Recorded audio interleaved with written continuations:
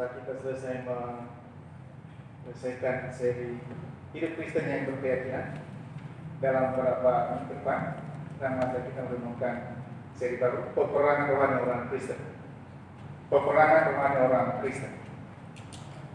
Dan kita mulai dari Efesus pasal 6, karena di sanalah perangan itu dengan jelas Tuhan mengajar kita melalui hambanya Rasul Paulus.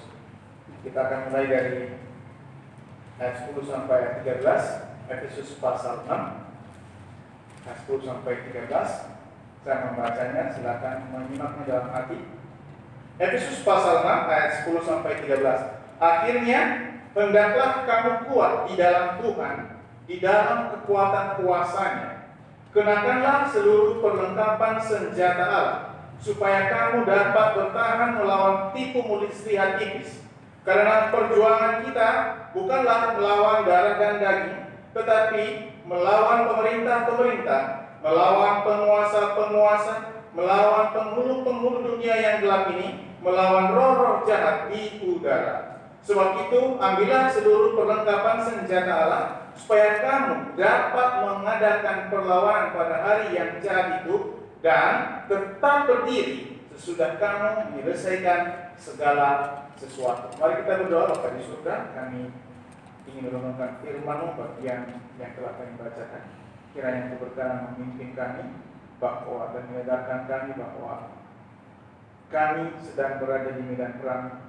Untuk itu bukan di tempat permainan Tuhan, agar kami sungguh-sungguh mengandalkan kekuatan Tuhan. Mohon pimpinan Roh Kudus-Mu dalam perenungan firman Hamba-Mu yang tidak berguna Engkau pakai dengan kata-kata dari pimpinan-Mu, dari firman-Mu, dan masing-masing kami beroleh berkat dengan segala kehendak hati Tuhan.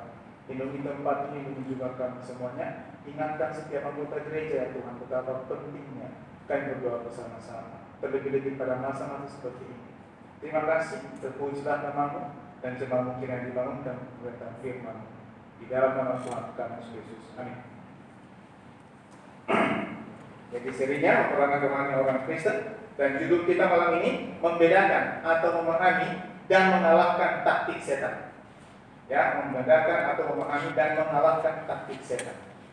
Setan ada bukan untuk dipermainkan, setan ada bukan untuk tempat bercanda, tetapi setan ada memang untuk dilawan. Karena dia datang untuk melawan Allah, maka dia adalah juga musuh kita. Setan adalah musuh Allah, maka dengan demikian adalah juga musuh jemaat, musuh orang-orang percaya Tuhan Yesus Kristus. Itulah setan. Itulah sebabnya kita diingatkan, diberitahukan oleh Allah, sadarlah dan berjaga-jaga. Ini khusus untuk orang percaya. Sadarlah dan berjaga-jagalah. Lawanmu, musuhmu, your adversary, lawanmu si iblis, berjalan keliling. Keliling bukan main-main, tapi mencari siapa yang dapat ditelan. Siapa yang dapat ditelannya? Siapa saja yang dapat ditelan oleh setan, dia akan menelan. Mentah-mentah atau masa-masa apa saja. Yang penting setan itu musuh kita. Tuhan tahu tentang musuh ini, karena Tuhan adalah mengetahui. Selama ujian berat seperti beberapa bulan ini, masa pandemi COVID-19 ini, kita orang percaya seharusnya tetap berdiri teguh dalam iman kepada Tuhan Yesus Kristus. Tetap berdiri teguh dalam kebenaran, tetap berdiri teguh dalam kesetiaan kita kepada Tuhan, dan berani memasuki medan perang. Berani memasuki medan perang, karena kita dipanggil untuk memasuki medan perang. Medan perang bagi orang percaya bukan pilihan, tapi sebuah kewajiban, sebuah keharusan. Ketika kita mengatakan saya menerima Kristus sebagai Tuhan dan Juru Selamat saya ingin menjadi pengikut Kristus. Dengan demikian kita menjadi pengikutnya dalam segala hal. Karena ada musuh yang senantiasa melawan kita. Setan adalah pada mulanya makhluk ciptaan yang memang sesungguhnya seorang malaikat yang memiliki kedudukan yang tinggi. Tetapi Alkitab juga memberitahukan kepada kita tentang hati si Lucifer ini. Dalam Yesaya kita sering mempelajarinya dan sering membacanya kepada kita semuanya. Wah, engkau sudah jatuh dari langit, Yesaya pasal 14, 12 sampai 14. Hai bintang timur, putra fajar, engkau sudah dipecahkan dan jatuh ke bumi. Hai yang mengalahkan bangsa-bangsa, engkau yang tadinya berkata dalam hatimu, inilah hati si setan, inilah keinginannya, yang secara total bertentangan dengan kehendak Allah.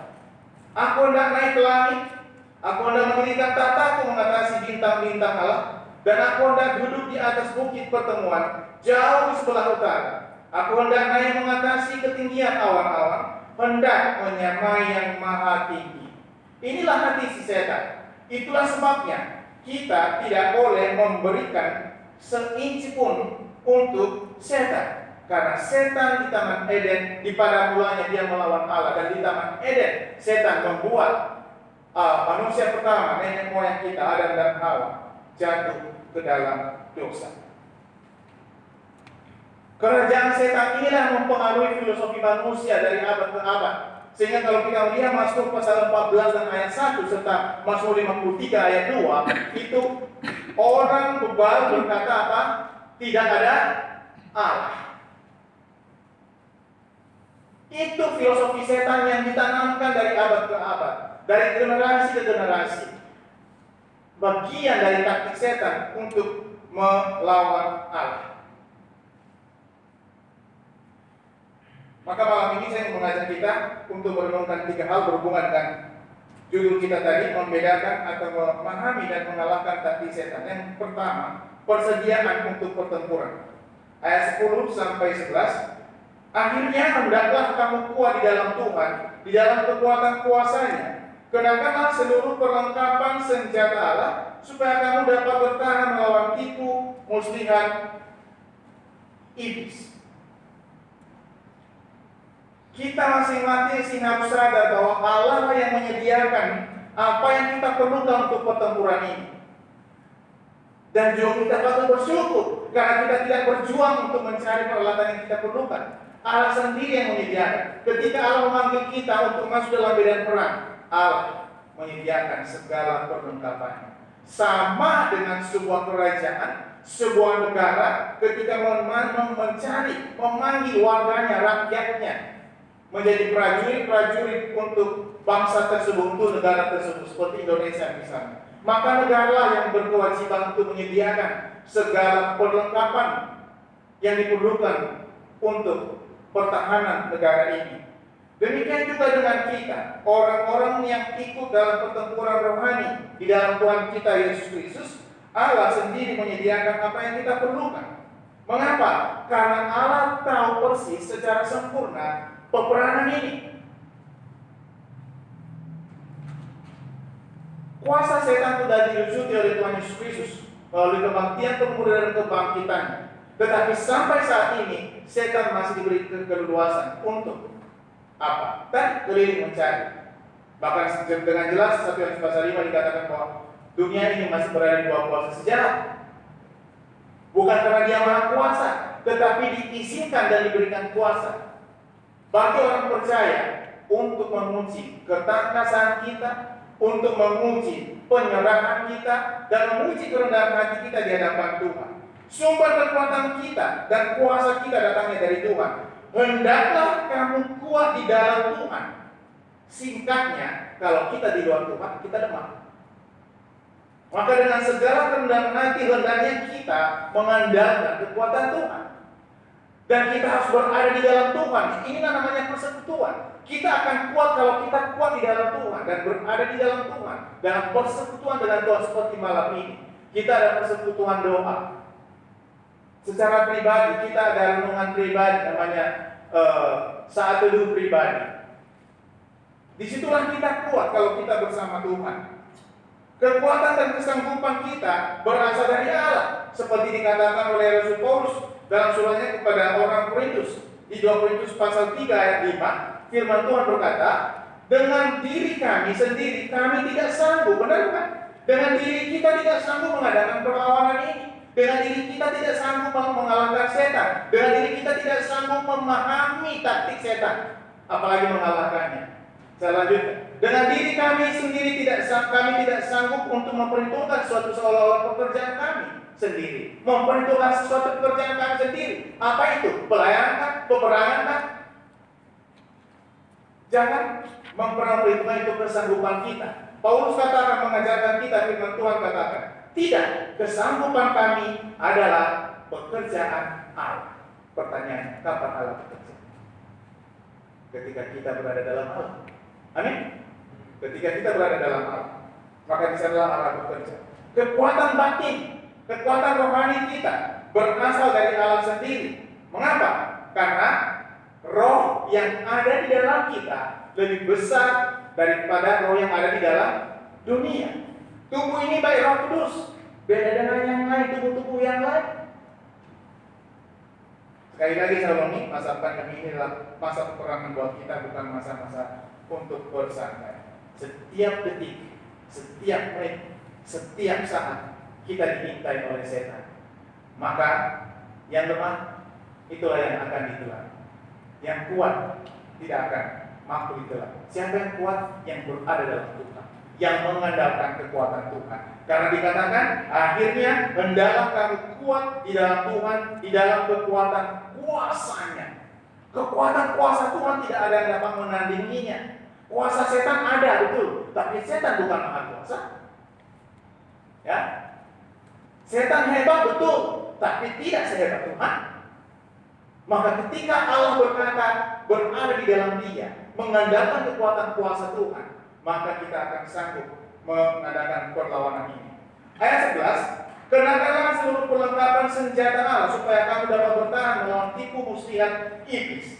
Ada pasokan persenjataan bagi kita. Pasokan persenjataan. Ingat ya, setiap peperangan tidak mungkin akan ada kemenangan atau keberhasilan peperangan tanpa supply. Ya, supply persenjataan, supply makanan itu juga perlu. Ya, supply makanan juga perlu. Jadi Tuhan sendiri menyediakan kepada kita. Kalau dikatakan ambillah dan gunakanlah, Tuhan menyediakan. Permasalahannya ialah ketika kita tidak mengenakan persenjataan ini. Disitulah kita tahu. Orang mungkin berpikir bisa dipakai satu-satu. Tidak, harus lengkap. Dikatakan ambillah dan kenakanlah seluruh tank. Kenakanlah seluruh perlengkapan senjata, seluruhnya. Ya, Tuhan mengaruniakan ini seluruhnya kepada kita. Karena iblis itu sangat licik dan Tuhan tahu kelicikan iblis. Kadang kita berpikir kita tahu, Tuhan lebih tahu karena Tuhan Maha tahu.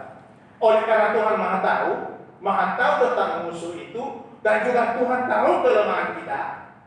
Betapa kita kadang juga, bahkan kita Tuhan tahu kesombongan kita. Kadang kita menyombongkan diri, maka Tuhan katakan tidak. Ini cara kalau ini menang, lengkapi dirimu dengan perlengkapan yang telah saya sediakan ini.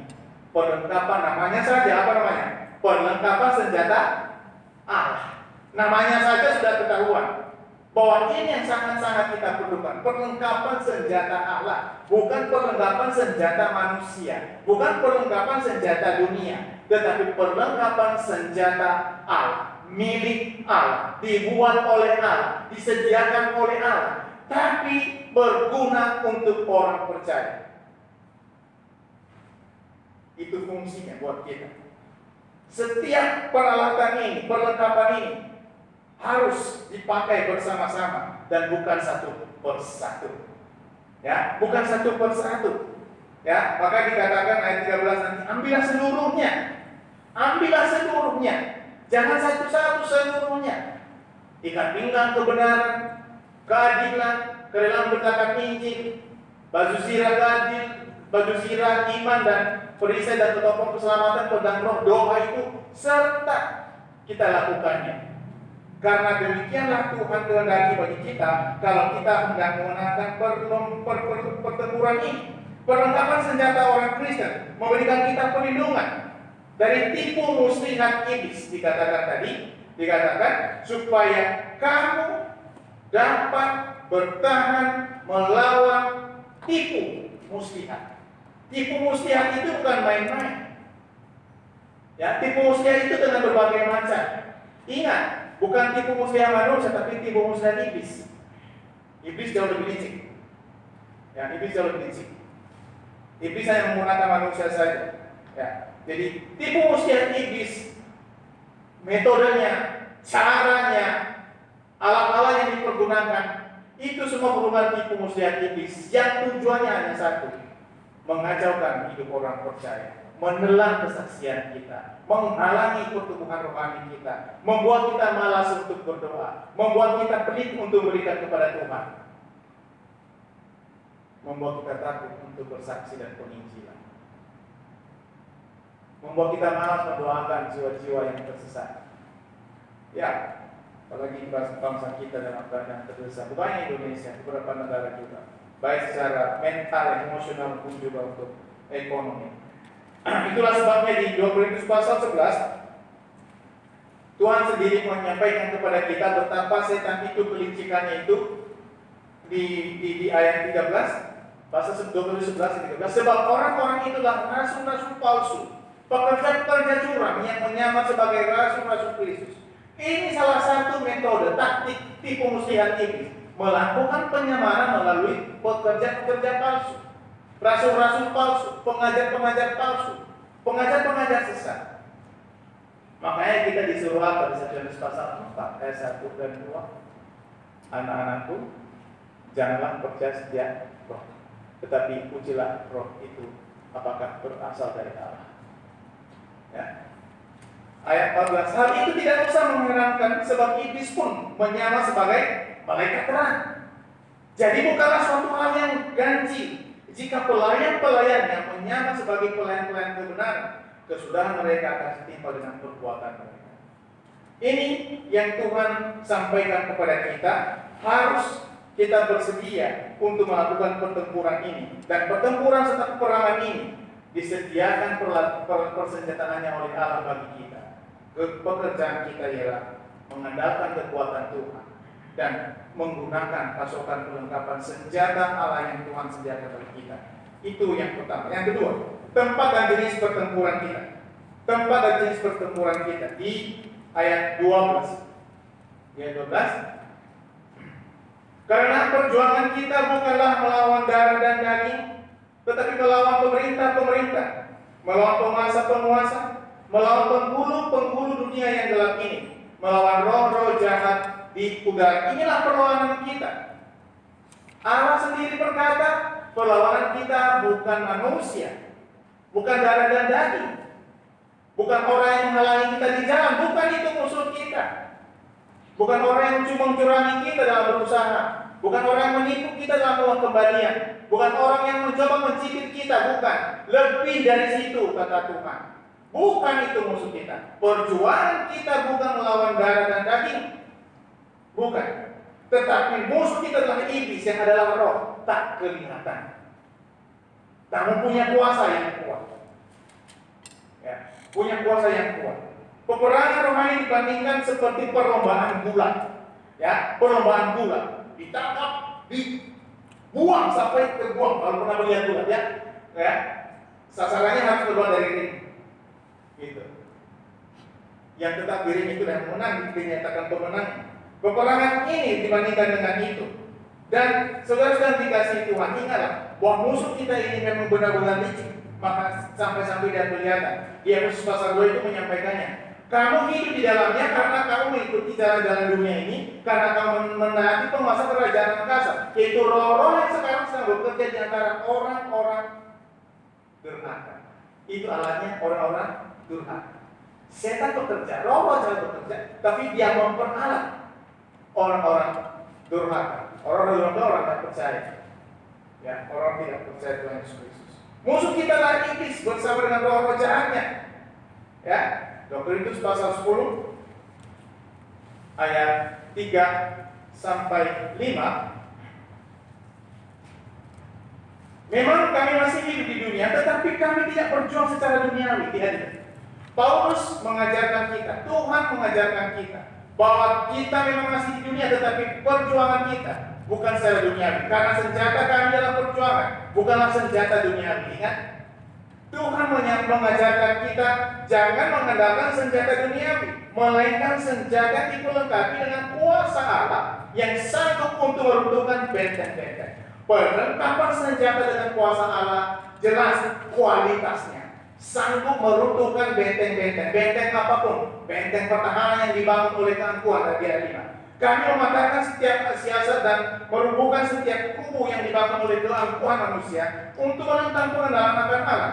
Kami menawan segala pikiran dan menaklukkannya kepada Kristus.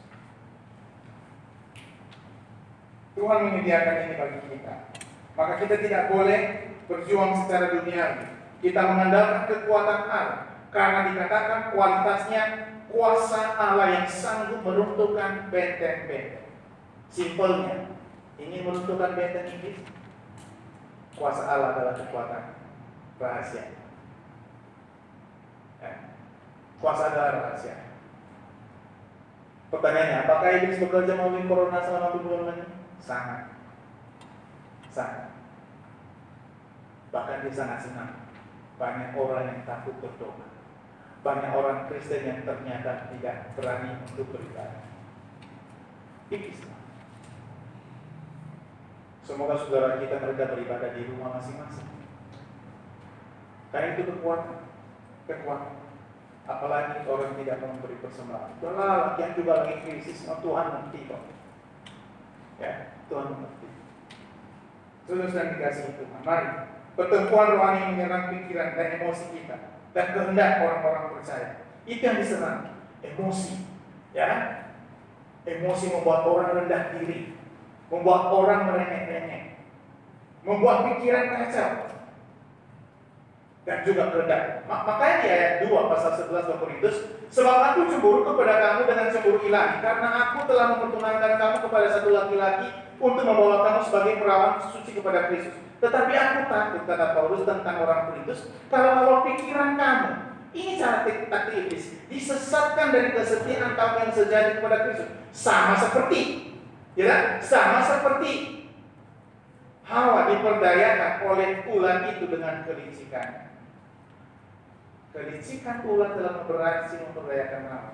Dan kelicikan yang sama ini dipakai buat kita hari ini. Ya, buat kita hari ini. Penyakit itu ada. Saya percaya virus corona itu ada. Tapi corona bukan maha kuasa. Amin. Tuhan yang maha kuasa. Sepanjang kita menjaga diri, mengikuti peraturan pemerintah, kita tetap aman. Dan seandainya pun kita harus tenang. Tidak ada satupun yang terjadi di orang Kristen tanpa seizin Tuhan. Amin. Tidak ada. Tidak ada. Kita tidak cari mati, kita cari penyakit. Tapi ingat, janganlah kita kalah oleh setan melalui penyakit ini. Musuh kita adalah kuasa setan, si jahat. Pemerintah, diuraikan di situ. Pemerintah, ya, melawan penguasa, ayat 12. Melawan penghulu dunia yang gelap, melawan roh-roh jahat di udara. Di sana dibuat 4 rank di sana, 4 level di sana. Ya, 4 level. Maka di sana memang ada principalities kalau bahasa Inggrisnya. Itu kelompok makhluk jahat, ya, makhluk spiritual yang terorganisir di bawah kendali dan kuasa setan, di bawah arahan setan. Jadi dia menyebar seluruh dunia pengikut-pengikutnya. Setan tidak maha hadir, tapi dia punya pengikut untuk disebar ke berbagai penjuru dunia, menggoda orang Kristen, menyerang orang Kristen. Sasarannya orang percaya, bukan yang lain. Kita sasaran itu. Maka kita diwajibkan untuk melakukan peperangan ini. Ya, kerajaan setan mempunyai kuasa. Maka dikatakan penguasa, dia punya otoritas, dia punya kuasa, tapi tidak maha kuasa. Karena kuasa Tuhan Yesus di atas segala sesuatu. Di Matius pasal 28-18 Tuhan Yesus berkata kepada mereka apa? Segala kuasa di surga dan bumi telah diberikan kepadaku. Artinya apa? Kuasa di atas segala ciptaan ada pada Tuhan Yesus Kristus. Setan punya kuasa, tapi kuasa Tuhan Yesus di atas kuasa setan. Di atas kuasa setan. Kerajaan setan mempunyai peringkat-peringkat dan otoritas, level otoritas. Tetapi tidak satu pun di antara mereka yang lebih besar kuasa daripada Tuhan Yesus Kristus. Maka kita tidak boleh takut. Dengan kerendahan hati kita berlindung pada Tuhan. Dengan kerendahan hati kita mengandalkan kekuatan Tuhan. Dengan doa, dengan penyerahan sepenuhnya kepada Tuhan. Tuhan lindungi kami. Engkaulah kepercayaan kami. Tuhan, engkaulah perlengkapan kami. Itu yang perlu kita lakukan dalam doa dan juga dalam kehidupan kita sehari-hari. Allah memerintahkan kita untuk tetap berjaga, untuk tetap berwaspada, dan untuk melakukan peperangan ini. Maka dikatakan tadi, karena perjuangan kita bukanlah melawan darah dan daging, tetapi melawan pemerintah-pemerintah, melawan penguasa-penguasa, melawan penghulu-penghulu dunia yang gelap ini. Penghulu dunia yang gelap ini. Sekali lagi, yang penghulu, yang punya otoritas, tapi tidak nampak. Melalui semua itu dikerjakan, menyerang pikiran kita, membuat hati kita gemeteran, membuat pikiran kita menjadi pusing, tujuh keliling. Maka dikatakan itu harus dilawan dengan kuasa Allah, dengan perlengkapan senjata yang Tuhan sediakan bagi kita.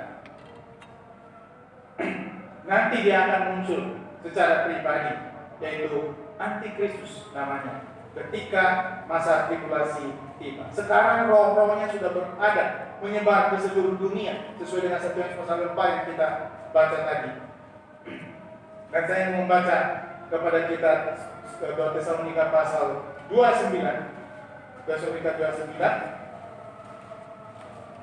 Kedatangan si pendurhaka itu adalah pekerjaan iblis. Lihat itu, kedatangan si pendurhaka ini Antikristus adalah pekerjaan iblis, dan akan disertai perbuatan ajaib, tanda-tanda dan mujizat-mujizat palsu. Tanda-tandanya palsu, mujizatnya palsu, semuanya serba palsu, semua tipuan. Tadi 2 Korintus pasal 11 ayat 13 sampai 15. Karena memang dia penipu ulung, ya, pemalsu ulung sejak semula. Dia penipu sejak semula, kata Yohanes pasal 8 itu.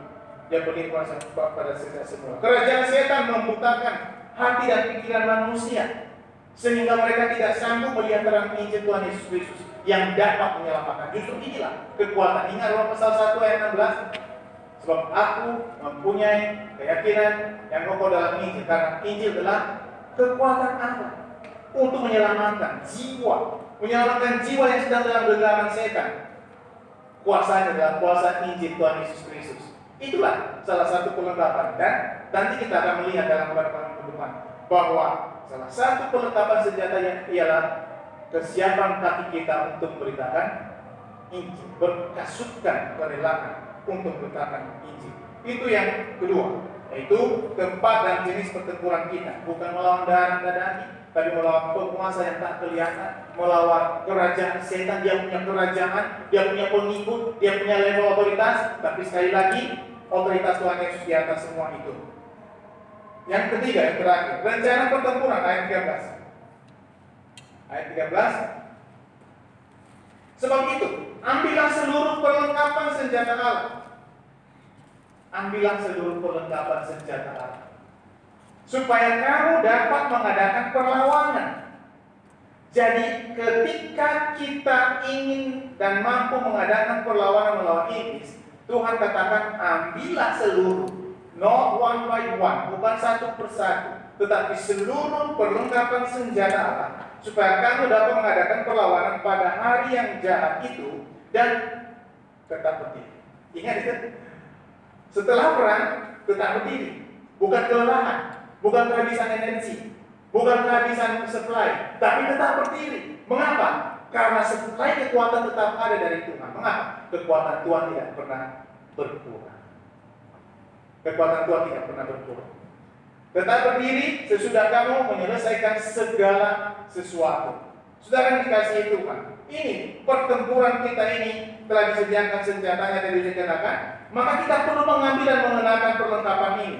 Perlengkapan bersama Tuhan. Ingat, Mazmur dalam kitab Mazmur dikatakan pasal 60 ayat 14, bersama Tuhan kita dapat melakukan perkara-perkara dengan perkasa. Paulus mengkonversinya dalam Filipi pasal 4 dikatakan apa? Segala perkara dapat kutamu dalam Dia, dalam Kristus yang memberi kekuatan kepada kita. Intinya, bersama Tuhan dengan perlengkapan senjata ini kita hanya dapat mengadakan perlawanan melawan iblis. Perlawanan melawan iblis. Di sini sekarang kita sedang berdoa, sekarang kita sedang menemukan firman Tuhan. Nanti iblis akan mencari kesempatan yang lain untuk menggoda kita, untuk menelan. Tadi makanya kalau Lukas pasal 4 ayat 13 dikatakan apa? Setelah Tuhan Yesus menghardik iblis tentang percobaan itu, maka iblis mundur dan mencari kesempatan yang baik.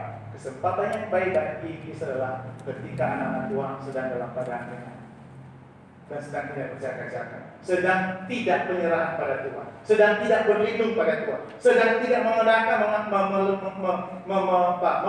perlengkapan senjata Allah. Dan senjata kita yang paling terus-menerus kita lakukan adalah doa ini. Ya, terus berdoa karena dalam doa kita penyerahan tetap kepada Tuhan.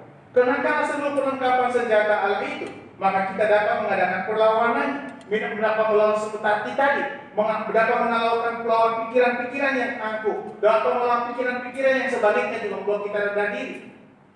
Karena dua kemungkinan kita angkuh atau rendah diri.